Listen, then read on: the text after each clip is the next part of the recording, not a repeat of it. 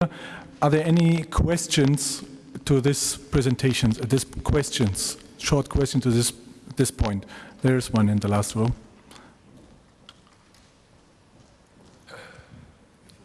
Borsos Béla vagyok, a UNDP-nek a szaktanácsadója. Két kérdésem van. Az egyik, hogy ez a 80%-os import arány, ez a mezőgazdaság egyéb területein is így van-e, vagy pedig csak az organikus termékekre vonatkozik? A másik pedig, hogy tudják-e, hogy honnan jönnek az organikus importból származó termékek elsősorban?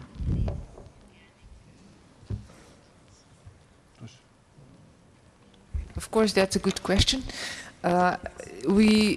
Slovenia has very low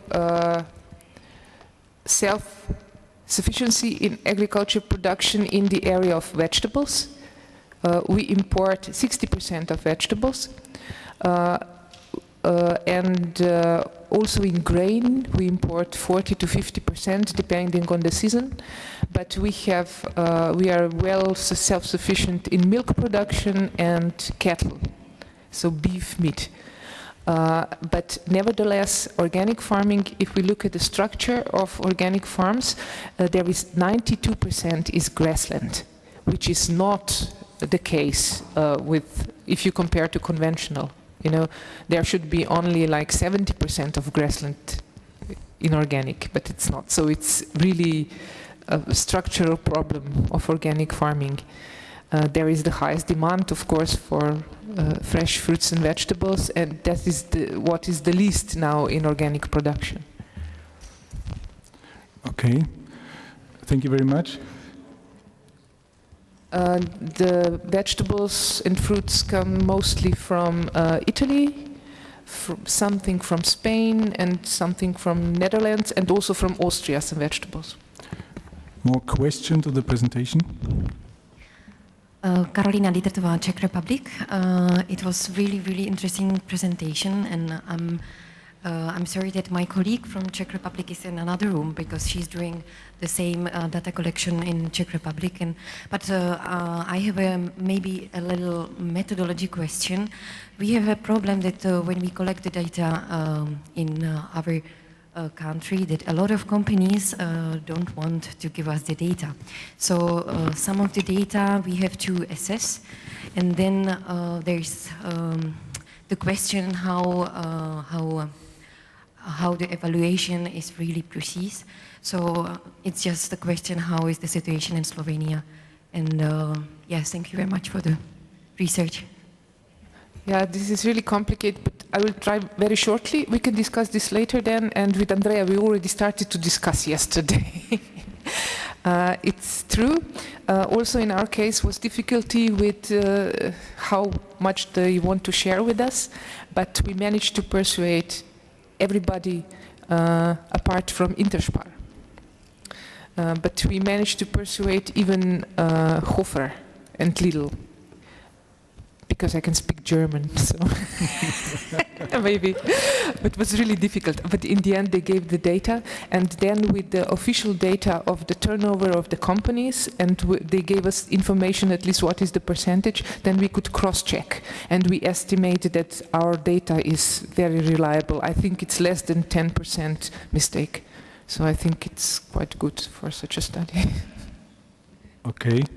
There's one question. Én egy nagyon rövid kérdést szeretnék föltenni. Említette, hogy a bölcsődei, óvodai, iskolai étkeztetésben. Igen.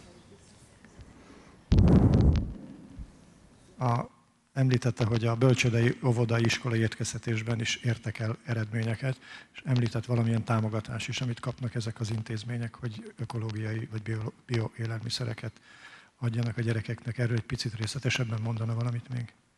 Esetleg néhány konkrétumot, milyen támogatás is az, amit kapnak, honnan kapják? Vagy ez csak egy ilyen lokális példa volt, egy kis kezdeményezés, vagy ez a szélesebb körben elindult Szlovéniában?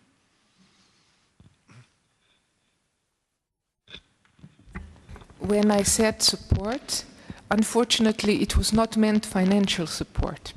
So what we did was to offer knowledge support to the schools and kindergartens, with preparing guidelines, with preparing best example practices, so that we told them how they could shape the public tender to get in local and organic products, because you have to be very smart to prepare a good public tender, and you have to communicate before with the farmers and with the farmers association so that you can then shape the tender accordingly. And it's also important that this is a holistic project of introduction. Everybody has to be supportive, both also parents and school authorities and all the teachers. So it's such kind of support that we offer to the schools. They have these guidelines, and we got support from the Ministry of Agriculture to prepare these guidelines. But there is also regulation on green public procurement, which should be adopted soon, now any day or month in Slovenia, and this will then oblige all public procurers to procure also a certain percentage of food as organic. They will be obliged to do it. So this, I think, will be a good incentive. But of course, we hope that this will be Slovenian as much as possible. So our project was also meant to show the Ministry of Agriculture that there is a huge potential for Slovenian products. We have 80% of this market which is not used, you know, like we use only 20%, and consumers demand for organic products. So all this was to influence the policies. Okay. Thank you very much.